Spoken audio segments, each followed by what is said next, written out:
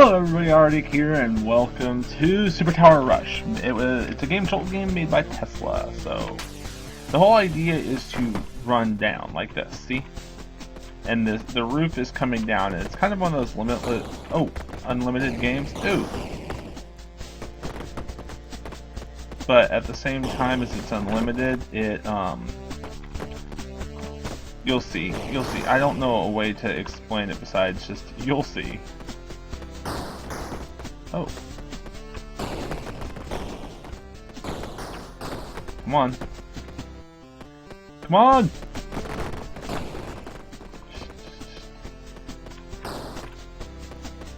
Come on. Shite. We don't have, and it's also randomly generated, so you don't have to worry about that. Come on, we gotta push. Ah! Oh no, it's coming. See, the ceiling is coming down on us.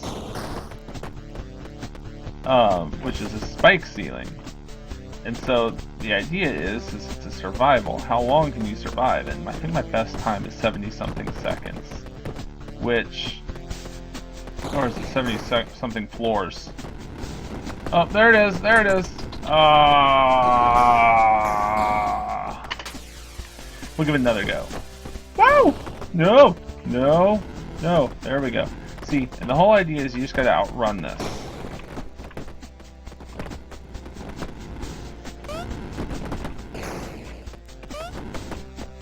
Should have jumped earlier. When I come across one of those pyramids, I think that's what I'm gonna do, is just... Yeah! Yeah! I don't know, this is a game I saw in Game Jolt and thought I just had to give a shot. And I played around with it a bit. You can probably see that from my high score at the very beginning. But it's not like I sat there and played around with it for hours on end. No, I played around with it enough to see. It was kind of one of those. I do that with a lot of Game Jolt games. I play just long enough to see if the game's worth it. Because I have played games on Game Jolt that weren't worth it. What? You played games on Game Jolt that suck? Well, it is the home of indie games. I mean, heck, I have an indie game on there that, at the moment, is not worth playing. I don't even think you can actually download it at the moment. Whoa, frick! If that thing hadn't exploded. Alright, let's go again. Boom! Yeah. Clear. And cleared. And cleared. And like, the number one thing I try to remember, too, is like, with games that get on Steam, I don't typically remember to link them just because they're on Steam.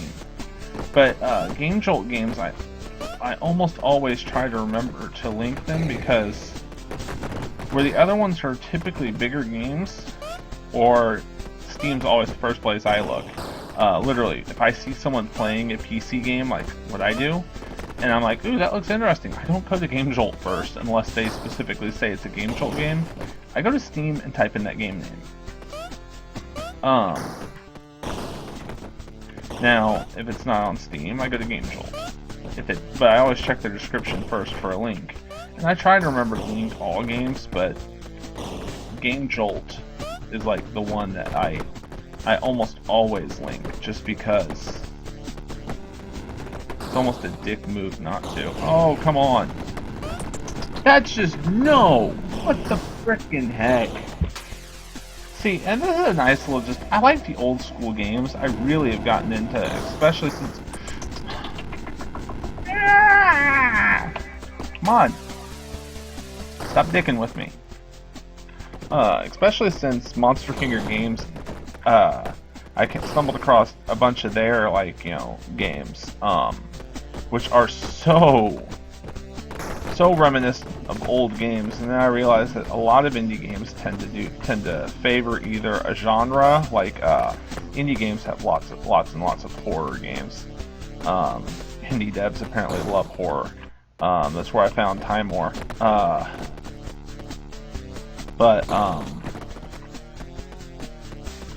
Yeah. Otherwise, they also have a lot of just Retrofeel Games, which is, admittedly, that's the game that I was working on. I made a video of me working on it. It's just a RPG Maker game. I haven't put a lot of work into it because I got some really weird criticism on Steam. I also had it on Steam in the workshop.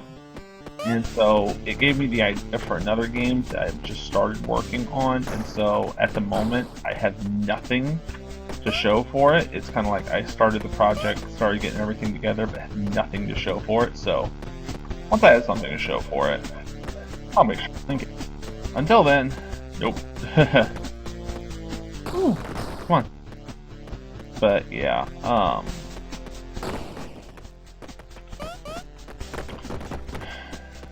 it had something to do with my story, and one person said they got lost in my game because apparently it wasn't clear where they were supposed to be going. And oh my gosh, look at this streak, 100. But apparently it wasn't clear where they were supposed to be going. And so I got this idea for a game that's going to, we'll do another, a game that's going to basically think, if you've seen or played Undertale, think the first part where Toriel drags you through everything and does all the combat for you and basically handles everything for you. Well, now imagine an entire game based around the whole idea of the NPC is basically walking you through the entirety of the game. And so there's really, the gameplay is more of a story. It won't be long, but the whole gameplay is basically the tutorial character screwing everything up and trying to show you how to play the game, and in the end, they'll play the whole game, they'll beat the boss, they'll have everything done, and then go, okay, and that's how you play the game. Oh, I'm gonna get fired for this.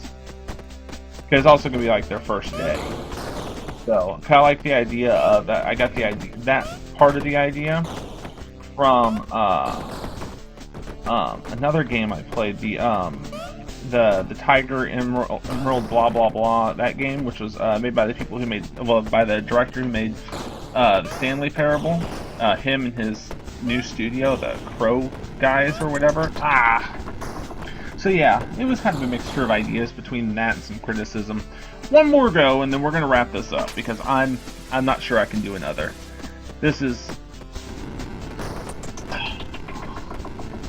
Anyways, this is Super Tower Rush. See if you can beat my score, 106.3. If you do beat it, do not be afraid to tweet or message me a video or a screenshot of your score. I would love to see it if you can manage to beat my score, 106.3. I'm challenging you all. Anybody who's willing to sit down at their PC and get this. So, anyways, thank you all for watching this. If you liked it, go and hit that like button. Don't forget to subscribe, and as always, you have fun, and I will see you later.